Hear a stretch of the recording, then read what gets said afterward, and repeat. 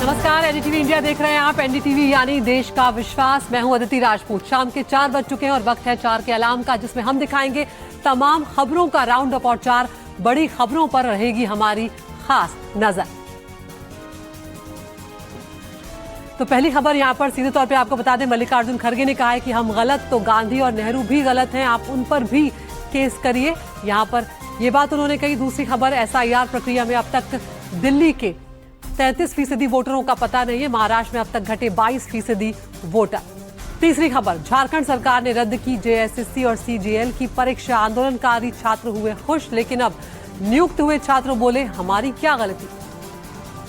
और चौथी खबर, लखनऊ में नगर निगम के साथ अतिक्रमण हटाने गई टीम पर हमला। पुलिस के दारोगा का गला दबाने की गई कोशिश।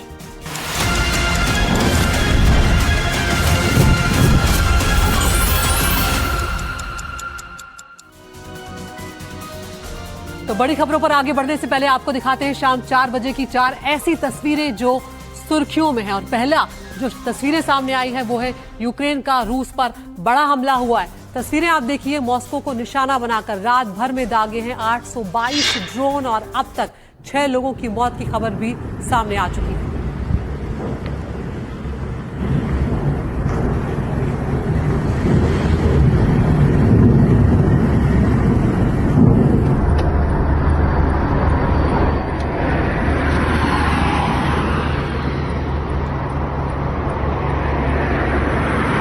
तो 822 ड्रोन से ये हमला किया गया है।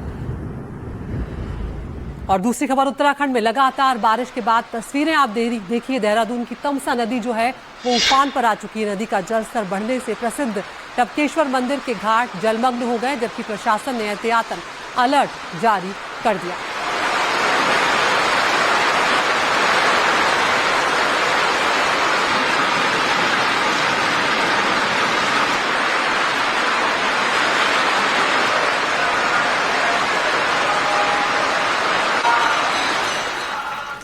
और अब तस्वीरें उत्तर प्रदेश के बिजनौर की आपको दिखा रहे हैं, जहां पर धामपुर के राम मंदिर के टॉप फ्लोर में ऐसी आग लगी जिसने सबको हैरान कर दिया। हड़कंप यहां पर मच गया, लाखों की संपत्ति जलकर राख हो गई है।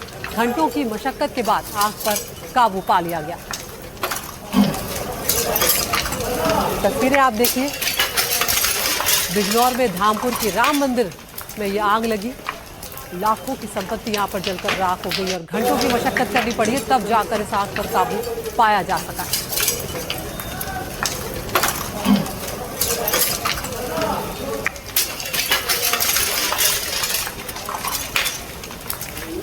आग की ऊंची ऊंची लपटें यहां पर नजर आ रही है। मंदिर का टॉप फ्लोर था जिसमें आग पकड़ी और उसके बाद बहुत तेजी से फैली कि लोगों का समझना भी यहां पर मुश्किल हो गया। तब तक एक बड़े हिस्से को इस आग ने अपनी चपेट में ले लिया और उसके बाद जब दमकल कर्मी पहुंचे तब उन्होंने आग पर काबू पाया।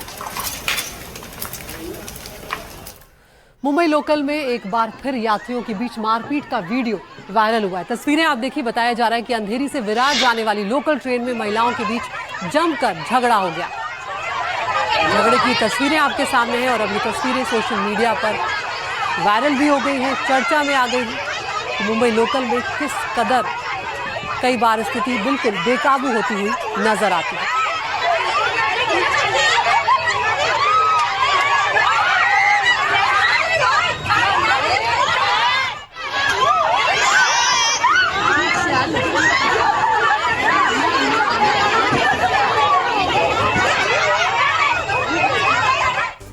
और अब वंदे मातरम से जुड़े विवाद की बात करते हैं, जिसको लेकर कांग्रेस भी अब पलटवार करती हुई नजर आ रही। कांग्रेस अध्यक्ष मल्लिकार्जुन खड़गे ने बयान यहां पर दिया है।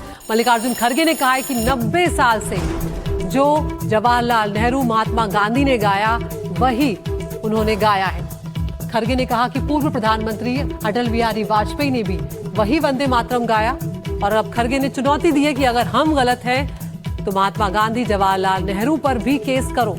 दरअसल बीजेपी ने दिल्ली में कांग्रेस मुख्यालय में स्वतंत्रता दिवस के दिन सोनिया गांधी पर वंदे मातरम रोकने की कोशिश करने का आरोप लगाया। तो सोमवार को गोवा में मल्लिकार्जुन खड़गे के कार्यक्रम में वंदे मातरम के 2 ही अंतरे गाए गए, जिस पर खड़गे से अब सवाल पूछे जा रहे हैं। और उन्होंने कहा कि जो पहले से परंपरा चली आ रही है, हमने उसी का पालन किया है।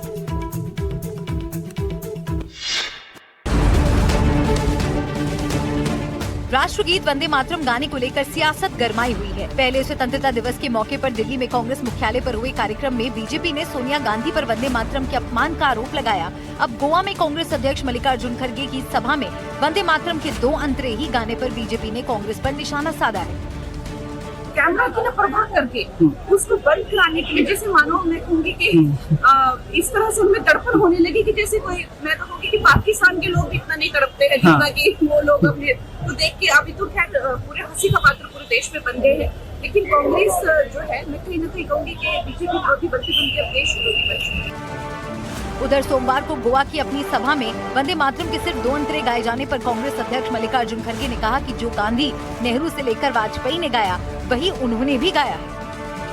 अगर ये गुनाह है तो उन्होंने 18 साल से गुनाह कर रहे हैं। अगर यही गुनाह है तो गांधी जी के ऊपर केस डालो, यही गुनाह है तो नेहरू जी के ऊपर डालो। तुम जो बोलते वही राष्ट्रगीत, आप जो कहते वही होगा। कल के दिन दूसरी सरकार आएगी, वो अगर कहे वही होता है। 90 साल से जो चल रहा है वही हम किए। तो सरकार ने राष्ट्रगीत वंदे मातरम को लेकर नए नियम बनाए हैं और उसे राष्ट्रगान जनगण मन के बराबर ही रखा है। इसके तहत वंदे मातरम अब पूरा गाया जाएगा, सिर्फ 2 अंतरे नहीं। लेकिन नियम लागू होने के बाद पहले स्वतंत्रता दिवस पर कांग्रेस मुख्यालय पर हुए कार्यक्रम में वंदे मातरम को लेकर सोनिया गांधी पर अब सवाल खड़े हो गए।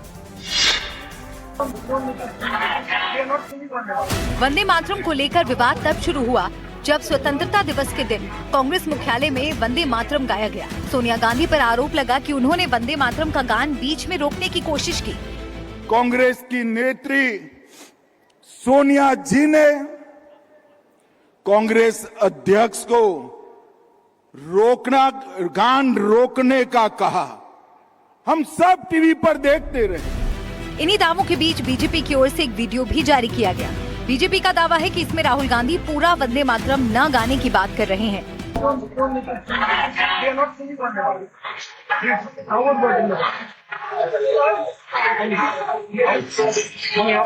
कानून के जानकारों के मुताबिक 15 अगस्त जैसे सरकारी समारोह में वंदे मातरम गाने के दौरान किसी तरह का व्यवधान अपराध की श्रेणी में आता है। तो ऑफिशियल डेसिग्नेटेड गवर्नमेंट के फंक्शंस हैं, नेशनल इवेंट्स हैं, स्टेट के इवेंट्स हैं, अवार्ड सेरेमनीज हैं जो सिविलियंस को दिए जाते हैं, या ऐसे स्टेट इवेंट्स जहां पर प्रेसिडेंट मौजूद हों, उन जगहों पर राष्ट्रगीत, राष्ट्रगान का गाना कंपलसरी है और नहीं वहां पर यानी बजना वो एक इंसल्ट की श्रेणी में आएगा। तो गृह मंत्रालय ने राष्ट्रगान जनगण मन और राष्ट्रगीत वंदे मातरम को लेकर नए नियम भी लागू कर दिए। इनके मुताबिक अगर किसी एक ही कार्यक्रम में राष्ट्रगान और राष्ट्रगीत दोनों गाए जाने हो तो पहले वंदे मातरम यानी राष्ट्रगीत गाया जाएगा और फिर राष्ट्रगान यानी कि जनगण मन गाया जाएगा। राष्ट्रगीत वंदे मातरम की अवधि 3 मिनट 10 सेकंड है और इसे पूरा गाया या बजाया जाएगा। इस दौरान सभी लोगों को सावधान की मुद्रा में खड़े होना होगा। अगर राष्ट्रगीत किसी न्यूज रील, डॉक्यूमेंट्री या फिल्म में बजता है तो दर्शकों का खड़ा होना उसमें जरूरी नहीं है।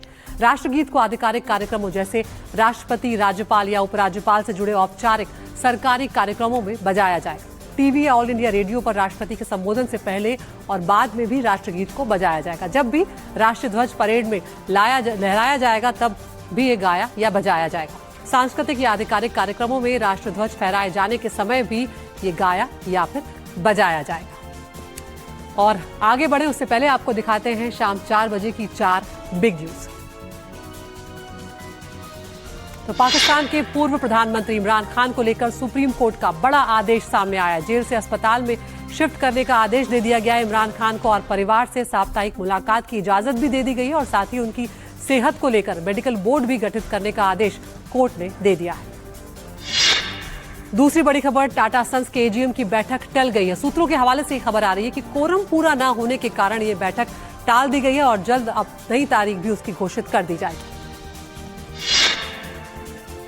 गोवा में भी वंदे मातरम विवाद में घिर गई है कांग्रेस। खरगे के कार्यक्रम में गाए गए 2 पैराग्राफ, हालांकि उसके बाद खरगे ने बोला है जो परंपरा है उसके ही हम पालन कर रहे हैं। और चौथी खबर उत्तराखंड से, जहां पर चमोली टनल हादसे में मरने वालों की संख्या बढ़कर अब 9 हो गई है। एक लापता मजदूर की तलाश में अभी भी रेस्क्यू टीम जुटी हुई है।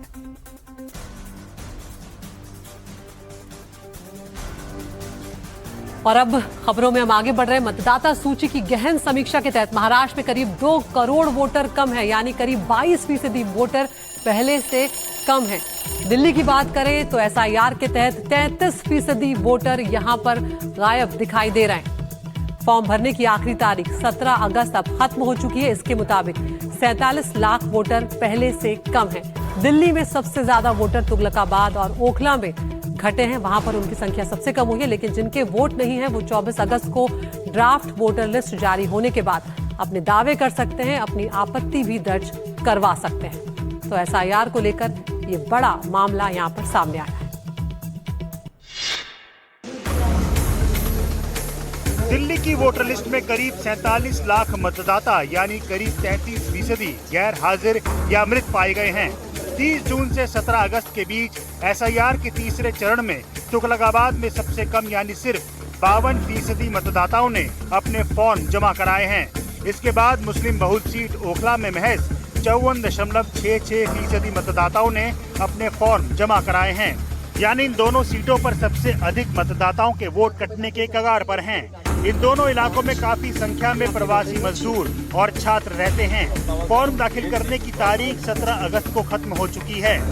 अगर कोई रह गया हो तो वो 24 अगस्त को ड्राफ्ट वोटर लिस्ट के प्रकाशन के बाद अपने दावे और आपत्तियां दर्ज करा सकते हैं। 24 अगस्त से 23 सितंबर के बीच ये वोटर फॉर्म 6 भरकर जमा करा सकते हैं। मुख्य चुनाव अधिकारी का दफ्तर उन्हें नोटिस देकर 24 अगस्त से 22 अक्टूबर के बीच उनके दावों और आपत्तियों के आधार पर फैसला लेगा। दिल्ली की फाइनल वोटर लिस्ट 27 अक्टूबर को प्रकाशित होगी। तो एसआईआर के तहत अब जिन लोगों के नाम नहीं है उनके पास फॉर्म भरने का मौका होगा। 24 अगस्त तक अपनी आपत्ति भी वो यहाँ पर दर्ज करा सकते हैं और आगे अगर कोई उनकी एक कमी है उसमें तो वो भी कर सकते हैं। तो दिल्ली में एसआईआर की प्रक्रिया की अभी तक की जानकारी भी आपको देते चलते हैं। अब तक वोटर लिस्ट में जो वोटर थे उनकी संख्या थी 1,45,10,299। एसआईआर के तहत 17 अगस्त तक फॉर्म जमा हुए 97,47,879 यानी कि 67.19%। पहले के मुकाबले जो वोटर गैर हाजिर रहे वो है 47,32,420 यानी कि 32.61%। इन इलाकों में सबसे कम फॉर्म जमा हुए जिसमें तुगलकाबाद 52%, ओखला 54.66%, आर के पुरम में 55.54%, कस्तूरबा नगर में 55.97%, कालकाजी में 57.21%। इन इलाकों में सबसे ज्यादा फॉर्म जमा हुए वो भी आपको बता देते हैं। रोहिणी है जहां पर 83.43% फॉर्म जमा हुए, शकूर बस्ती में 81% से ज्यादा, राजौरी गार्डन में 79% के करीब फॉर्म जमा हुए, मंगोलपुरी में 78 से ज्यादा फीसदी लोगों ने फॉर्म जमा किया है और उत्तम नगर में 77 से ज्यादा लोगों ने 77% से ज्यादा लोगों ने यहाँ पर फॉर्म जमा किए। और अब देखते हैं महाराष्ट्र में भी एसआईआर की प्रक्रिया में क्या स्थिति पैदा हुई है। 24 अगस्त को ड्राफ्ट की लिस्ट जारी होगी। महाराष्ट्र की बात करें तो यहाँ पर अब तक 2,08,00,000 मतदाता गैर हाजिर है यानी कि करीब 21%। ठाणे की अगर बात करें सिलसिलेवार तरीके से आपको इलाकों का स्थिति भी बताते चलते हैं। ठाणे में 38.77%, मुंबई सिटी में 37.57%, मुंबई उपनगर में 34.48%, पुणे की बात करें तो 31.92%, नागपुर में 30% के आसपास, पालघर में 28% और रायगढ़ में 23% के आसपास की स्थिति है। तो महाराष्ट्र में एसआईआर के तहत जिन लोगों के नाम वोटर लिस्ट में नहीं है वो क्या कर सकते हैं वो भी आपको हम जानकारी दे देते हैं। 24 अगस्त को ड्राफ्ट की वोटर लिस्ट जारी होगी। आपके जो भी दावे हैं, जो भी आपत्तियां हैं, उनकी प्रक्रिया का समय जो है 23 सितंबर से 22 अक्टूबर तक रहेगा, जिसका आप पालन कर सकते हैं। जांच और सुधार के बाद 27 अक्टूबर को आएगी फाइनल वोटर लिस्ट, जिसमें आपका नाम आप देख सकते हैं। और अब आपको दिखाते हैं 4 बजे की क्राइम से जुड़ी हुई 4 बड़ी खबरें।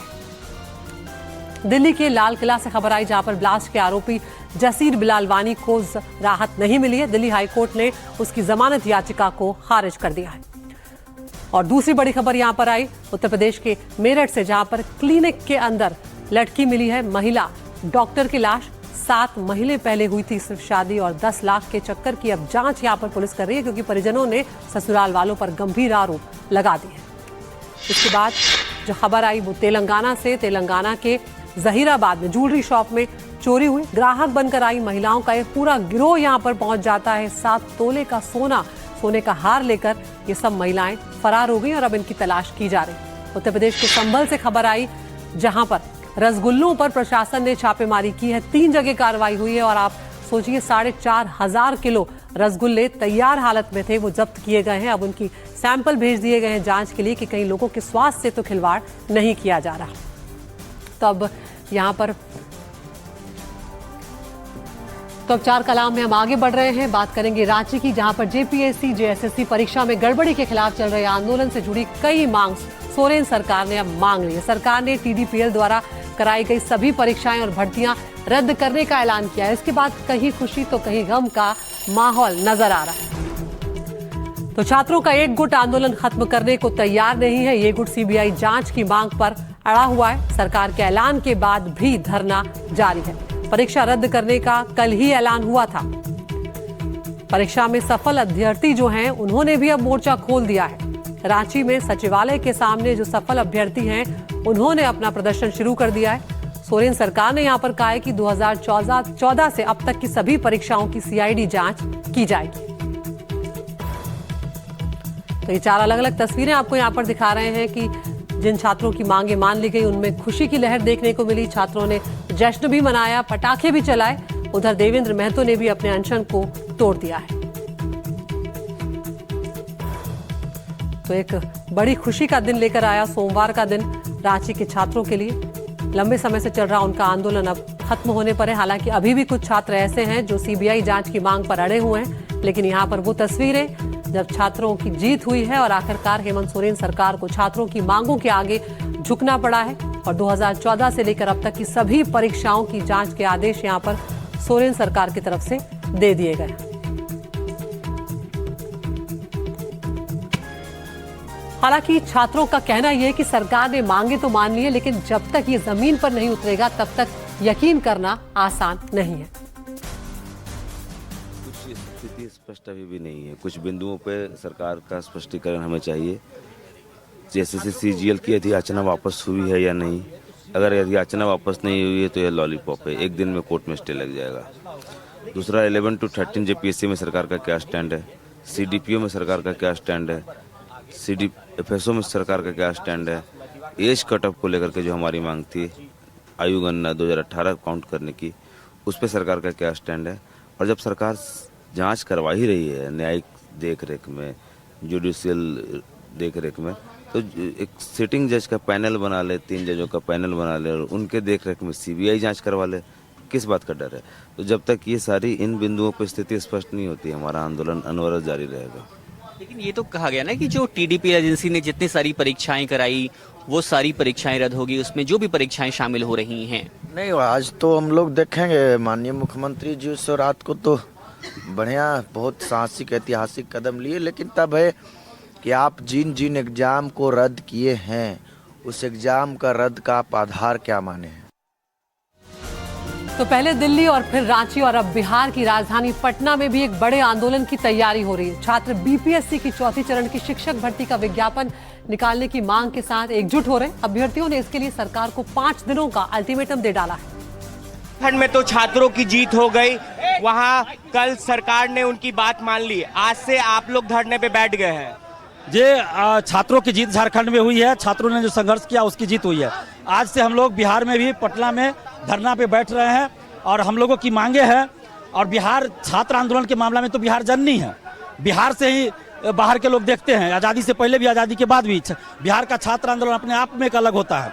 और आज हम धरना पे बैठ रहे हैं, आंदोलन छात्र न्याय सत्याग्रह की शुरुआत कर रहे हैं। और हम लोगों की मांग है TRE 4 का विज्ञापन एकल परीक्षा के साथ जारी हो 24 घंटे के अंदर, नहीं तो फिर हम लोग शिक्षा मंत्री के आवास का भी घेराव कर सकते हैं, उसकी प्लानिंग हम लोग करेंगे। और एकल परीक्षा हो, पीटी मेंस TRE 5 से करे सरकार, हम लोग स्वीकार करेंगे। TRE 4 में सिर्फ एक परीक्षा हो और विज्ञापन जल्द जारी हो। इसके अलावा BSSC एग्जाम डेट घोषित करे, संविदा वेटेज हटे, लाइब्रेरियन की बहाली आए, BET का आयोजन हो, दरोगा सिपाही BSSC में पारदर्शिता लाई जाए। तो छात्रों को इंतजार है कि अब जमीन पर भी तस्वीर बदले। और अब आपको दिखाते हैं 4 बजे की राजनीति से जुड़ी 4 बड़ी खबरें। दिल्ली में बीजेपी के राष्ट्रीय अध्यक्ष नितिन नवीन का बड़ा बयान, कहा आज का युवा नौकरी तलाशने वाला नहीं बल्कि रोजगार देने वाला बन रहा है। 2027 विधानसभा चुनाव से पहले 3 राज्यों में बीजेपी ने किया नए प्रभारियों का ऐलान। विनोद तावड़े बने उत्तर प्रदेश के प्रभारी। बीजेपी की नई टीम पर समाजवादी पार्टी का निशाना, कहा बीजेपी से जनता नाराज, नई चटनी से सड़ा सामान सही नहीं होगा। छात्रों के समर्थन में कल राजभवन मार्च निकालेंगे तेजस्वी यादव। पेपर लीक और सीवान में छात्रों पर हुई कार्रवाई के खिलाफ सरकार को घेरने की तैयारी।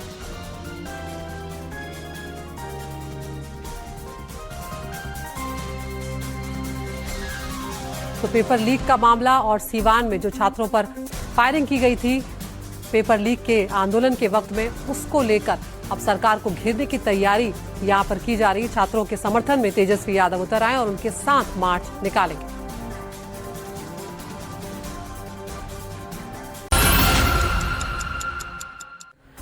और इस वक्त बड़ी खबर आ रही है पटना से, जहां पर छात्रों का प्रदर्शन शुरू होने के साथ ही सरकार ने शिक्षक भर्ती का नोटिफिकेशन भी जारी कर दिया है। बीपीएससी ने टीआरई 4 का नोटिफिकेशन यहां पर जारी किया है। टीआरई 4 की घोषणा में देरी को लेकर अभ्यर्थियों में लगातार नाराजगी देखी जा रही थी। तो पटना में जैसे ही छात्रों का प्रदर्शन शुरू हुआ है, परीक्षाओं को लेकर जो नाराजगी छात्र जाहिर कर रहे थे, सबके बीच में सरकार ने शिक्षक भर्ती का नोटिफिकेशन जारी कर दिया है।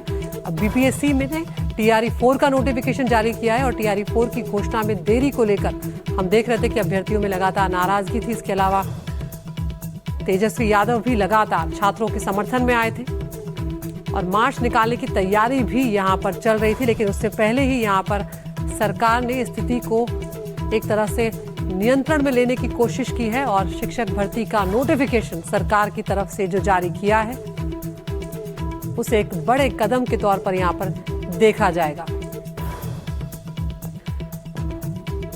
रमन राय हमारे सहयोगी हमारे साथ जुड़ गए हैं। रमन, यहां प्रदर्शन शुरू नहीं हुआ और सरकार ने कदम उठाना शुरू कर दिया, यानी कि कहीं ना कहीं सरकार को लगा कि स्थिति दिल्ली या झारखंड जैसी हो, उससे बेहतर है कि पहले ही कदम उठा लिया जाए।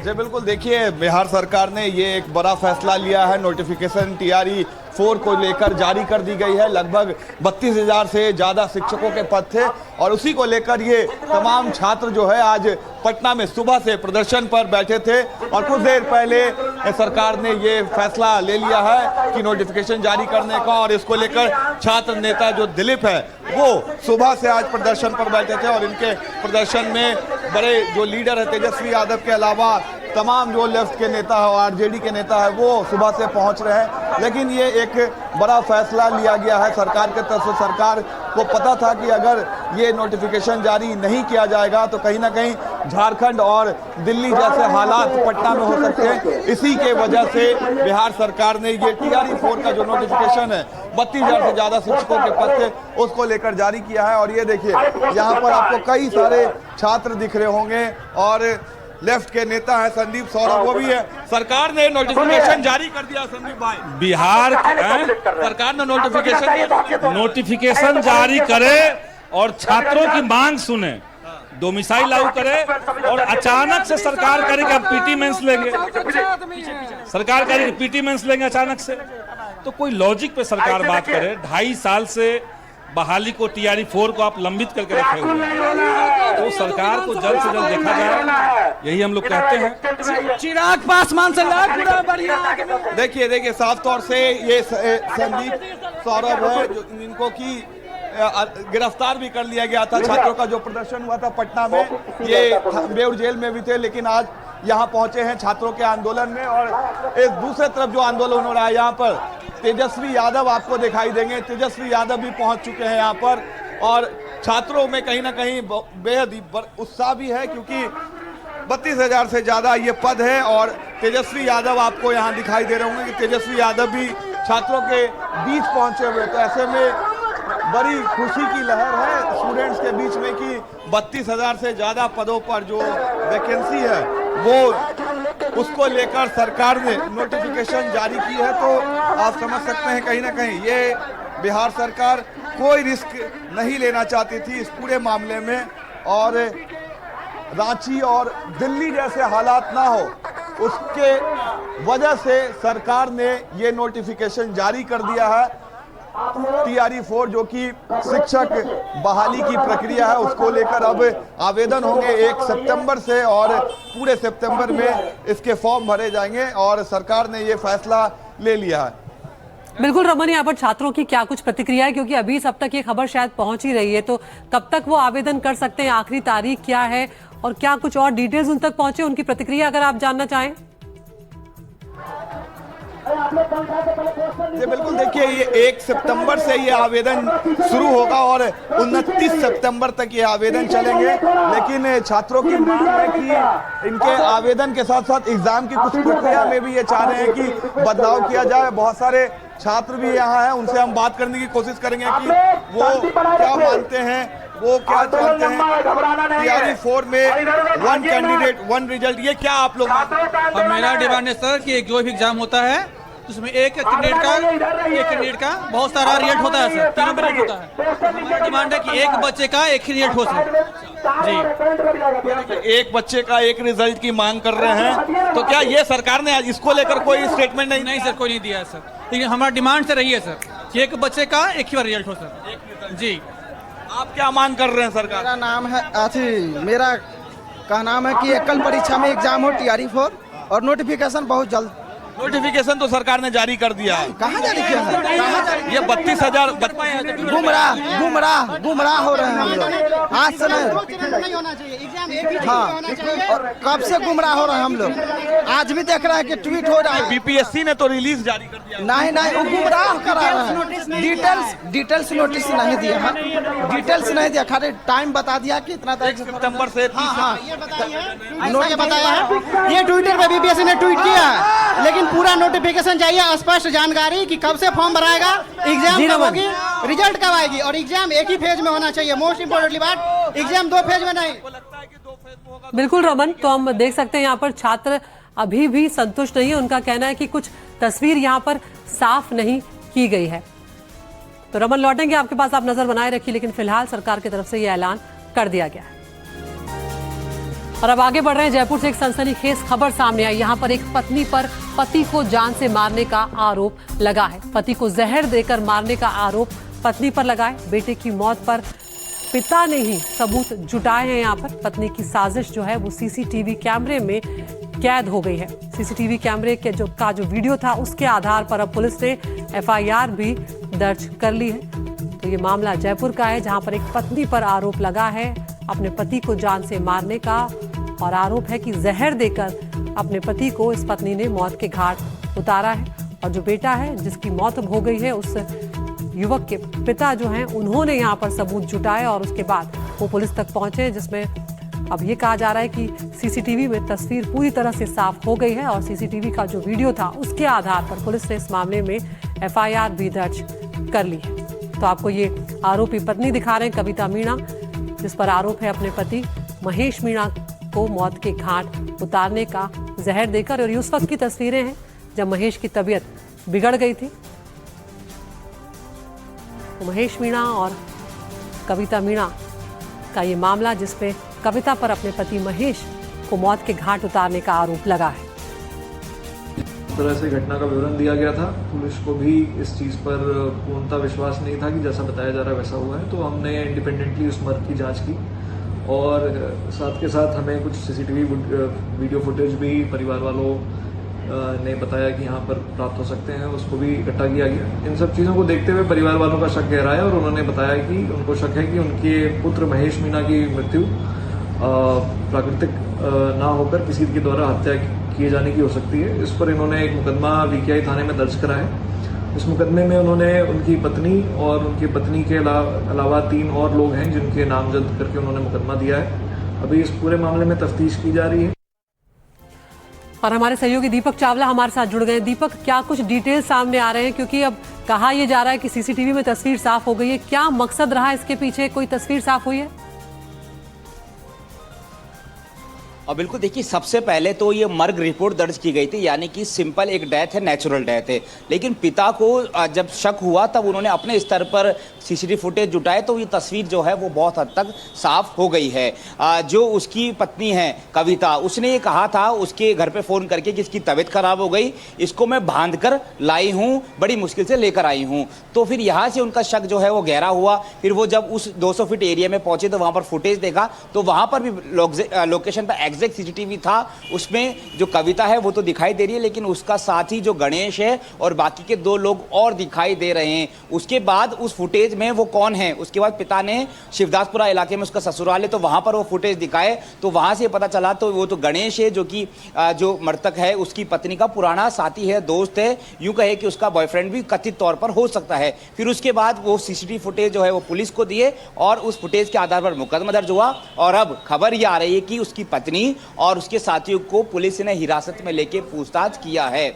अगर पिता अपनी जो है अपने बेटे के लिए अगर इनिशिएट नहीं उठाता तो शायद ये नॉर्मल डेथ जो है वो होती और फाइल जो है वो क्लोज रहती। लेकिन पिता को उसके बयान पर जो है वो डाउट हुआ, उसके बाद फुटेज निकाले और आखिरकार इस पूरे जो राज है इससे पर्दा उठ गया है। हालांकि पुलिस अभी भी टेक्निकल एस्पेक्ट पर जो है वो काम कर रही है, किस किन के रास्तों से हुए। खबर ये भी है कि बगरू में वो अपनी पत्नी को लेकर गया था और कहा था दवाई दिलाकर लाऊंगा, लेकिन वो पहुंच गए जो शिवदासपुरा है वहां पर, फिर वहां से नायिकानाथ वहां पर पहुंच गए। यानी कि वो पूरे जयपुर शहर के अलग अलग इलाके में घुमाती रही। संभव है कि साथ में उसके साथी भी रहे और अचानक से उसको कुछ दिया होगा, कुछ जहरीली या नशीली इस तरह की दवाई जो है वो दी होगी। हालांकि पोस्टमार्टम रिपोर्ट अभी नहीं आई है, पोस्टमार्टम रिपोर्ट आएगी तो ये बात भी क्लियर हो जाएगी कि उसको क्या मिला के दिया गया था, जहर था या कुछ और था। लेकिन वो जब घर से निकला तो पूरी तरह से स्वस्थ था, एकदम हेल्दी था। अचानक से कैसे डेथ हो गई ये बात उसको पिता को बर्दाश्त नहीं, उसने फुटेज निकाले और आखिरकार फुटेज से राज खुल गए। पुलिस का कहना है कि जल्द पूरे मामले का खुलासा। बहुत बहुत शुक्रिया दीपक आपका इस तमाम जानकारी के लिए। तो अब यहाँ पर पुलिस सीसीटीवी फुटेज भी खंगाल रही है और पोस्टमार्टम रिपोर्ट का भी इंतजार कर रही है कि उसके सामने साफ हो जाएगा कि आखिर क्या कुछ देकर यहाँ पर महेश को मौत के घाट उतारा गया। अब आगे बढ़ रहे हैं, बड़ी खबर लखनऊ से सामने आ रही है। लखनऊ में अतिक्रमण हटाने गई नगर निगम की टीम पर जानलेवा हमला हुआ है। पारा थाना क्षेत्र का ये मामला है जहां पर कार्रवाई करने पहुंची थी टीम और उस पर हमला कर दिया है। हमलावरों ने पुलिस और नगर निगम कर्मचारियों के साथ जमकर यहाँ पर मारपीट की है। तस्वीरें भी आपको यहाँ पर हम दिखा रहे हैं। यहाँ तक कि एक दरोगा का गला तक पकड़ के उसे गला दबाने की कोशिश की गई, जंजीर से उसके सिर पर हमला किया गया है। ये तस्वीरें जब अतिक्रमण हटाने गई थी नगर निगम की टीम तब हमला कर दिया गया।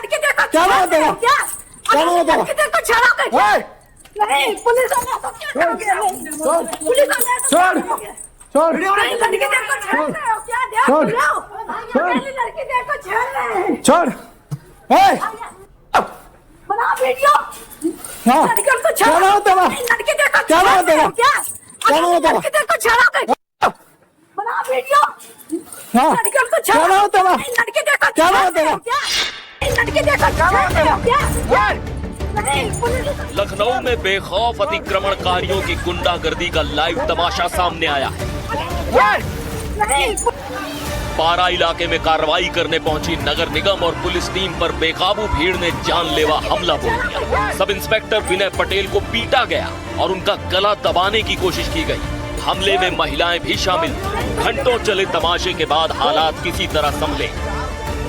पुलिस और नगर निगम की टीम पर हमला करने वाले 14 नामजदों पर मामला दर्ज किया गया है और 2 महिलाओं को गिरफ्तार किया गया है। आज 4 लोगों को और गिरफ्तार किया गया है। अन्य लोगों की गिरफ्तारी के लिए हमारी टीमें सक्रिय हैं। प्रभावी वैधानिक कार्रवाई की जा रही है। इस तरह के धंधे में जो लोग भी लिप्त होंगे और घटना में जो लोग भी शामिल होंगे उनके खिलाफ कठोर कार्रवाई की जाएगी। इस इलाके की सरकारी जमीन पर लोग गाय भैंस पाल रहे हैं। निगम ने 200 से ज्यादा भैंसों को भी जब्त किया है। तो आइए अब समझते हैं कि पूरा मामला आखिर है क्या। तो बादलखेड़ा बुद्धेश्वर इलाके में अतिक्रमण यहाँ पर किया गया था। यहाँ पर अवैध डेयरी एक्चुअली चलाई जा रही थी। गंदगी की वजह से सीवर पूरा ब्लॉक हो गया था। उसके बाद जब लोगों ने शिकायत की तब नगर निगम ने वहां पर एक्शन लिया। लोगों ने नगर निगम और पुलिस की टीम पर ही हमला बोल दिया। 25 से ज्यादा लोगों ने इनकी टीम पर हमला किया। खुशबुन और आफरीन नाम की 2 महिलाओं को यहाँ पर गिरफ्तार किया गया है। 14 लोगों के खिलाफ इस पूरे मामले में केस दर्ज किया गया। तो जिस जगह पर पुलिस और नगर निगम की टीम पर हमला हुआ उस इलाके का एनडीटीवी ने जायजा लिया है। मौके पर क्या कुछ देखा गया आपको दिखाते हैं। इस जगह की हालात आपको दिखाऊं तो मेरे ठीक पीछे आप देखिए कि किस तरह से यहाँ पर रहने वाले लोग अपने घरों में गाय और भैंसों को पालते हैं और उसके बाद जो गोबर निकलता है उस गोबर को खाली पड़ी जगहों पर यूं फेंक देते हैं। न सिर्फ इस जगह बल्कि सामने की तरफ भी अगर आप देखिए तो पूरी जितनी भी खाली जमीन दिखाई देगी उन खाली जमीनों पर इसी तरह से गायों का भैंसों का गोबर फेंका हुआ है। इस गली को अगर आप देखिए तो चलने वाली सड़क पर भी गोबर आपको नजर आ रहा है, कुछ गाय खड़ी दिखाई दे रही हैं और लोग ऐसे हैं जो कि नगर निगम के यहाँ आने पर उन पर हमला करते हैं। पुलिस वाले की तो गले में जंजीर डालकर उसे मारने की कोशिश हुई, जब नहीं उसको मार पाए तो उस समय वो जंजीर जो लोहे की थी उससे सर पर जोर से मारा ताकि पुलिस वाले की मौत हो जाए। विनय पटेल नाम का एक दरोगा जिसकी यहाँ पर हत्या करने की कोशिश हुई थी, उसकी शिकायत पर मुकदमा दर्ज कर लिया गया है और फिलहाल जो यहाँ आवारा पशु थे जिनको अवैध तरीके से रख करके अवैध डेयरी का काम चलाया जाता था और उसकी वजह से यहाँ गंदगी होती थी, उन सारी आवारा जानवरों को यहाँ से ले जा करके रखा गया है दूसरी जगह पे प्रशासन की तरफ से, यानी उन सभी पशुओं को जब्त कर लिया गया है। तो यहाँ पर केंद्र सरकार ने साल 2025 के लिए राष्ट्रीय खेल पुरस्कारों का ऐलान कर दिया है। इस साल किसी को भी खेल रत्न पुरस्कार नहीं दिया गया है। 17 खिलाड़ियों को अर्जुन पुरस्कार दिया गया है और ये हैं एथलेटिक्स की अगर बात करें तो इसमें तेजस्विन शंकर, मोहम्मद अजमल, प्रियंका गोस्वामी। बैडमिंटन में ट्रीसा जॉली और पुलेला गायत्री गोपीचंद जो बैडमिंटन खिलाड़ी पुलेला गोपीचंद की बेटी है उन्हें भी। बॉक्सिंग में नरेंद्र, चेस में विदित गुजराती और दिव्या देशमुख, डेफ शूटिंग में धनुष श्रीकांत, हॉकी में लाल रेमसियामी और राजकुमार पाल, कबड्डी में सुरजीत और पूजा, पैरा शूटिंग में एकता अभियान, नौका चालन में अरविंद सिंह, शूटिंग में अखिल श्वारण। इसके अलावा राष्ट्रीय खेल पुरस्कारों में अर्जुन पुरस्कार की बात करें तो लाइफ टाइम भी यहाँ पर दिया गया है। फुटबॉल में आई अरुमान आयगम को मिला है। द्रोणाचार्य पुरस्कार विजेताओं के नामों का भी ऐलान यहाँ पर किया गया है। एथलेटिक्स में परवीर सिंह को द्रोणाचार्य पुरस्कार दिया जाएगा। बॉक्सिंग में छोटे लाल यादव को, शूटिंग में नेहा नंद कुमार चव्हाण को द्रोणाचार्य पुरस्कार दिया जाएगा। तो इन पुरस्कारों में लाइफ टाइम पुरस्कारों का भी ऐलान हुआ है। बॉक्सिंग में धर्मेंद्र सिंह यादव, कुश्ती में वीरेंद्र कुमार को द्रोणाचार्य पुरस्कार लाइफ टाइम दिया जाएगा। तो बिहार में बड़े स्तर पर आईपीएस अधिकारियों के तबादले हुए। सरकार ने कई जिलों के एसपी को बदल दिया है। सीवान के एसपी पूरन झा को यहां पर हटा दिया गया। खास बात यह कि सीवान में जिनके राज में छात्रों पर AK-47 चली उन्हें पोस्टिंग तक नहीं मिली है। सरकार ने उन्हें वेटिंग फॉर पोस्टिंग में डाल दिया है। सीवान में छात्रों पर AK-47 से फायरिंग को लेकर विपक्ष लगातार सरकार को घेर रहा था और अब सीवान के एसपी पूरन झा को सरकार ने उनके पद से हटा दिया है। उन्हें किसी और जिले में पोस्टिंग अभी नहीं दी गई है।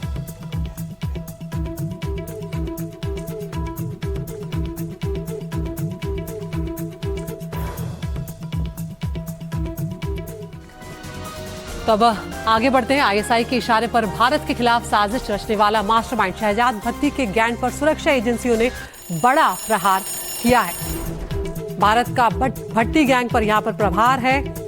पाक आतंकी नेटवर्क ध्वस्त हुआ है। 14 राज्यों में बड़ा एक्शन यहां पर लिया गया है। 200 आतंकी मददगार जो थे वो यहां पर गिरफ्तार कर लिए गए। तो स्वतंत्रता दिवस पर एक बड़ी साजिश को यहां पर नाकाम किया गया है। देश जब आजादी के जश्न की तैयारी में जुटा था तब देश की सुरक्षा एजेंसियां पाक के आतंकी नेटवर्क को ध्वस्त करने में जुटी थी। सुरक्षा एजेंसियों ने पाकिस्तान और ISI समर्थित शहजाद भट्टी गैंग के खिलाफ अब तक का सबसे बड़ा प्रहार किया है।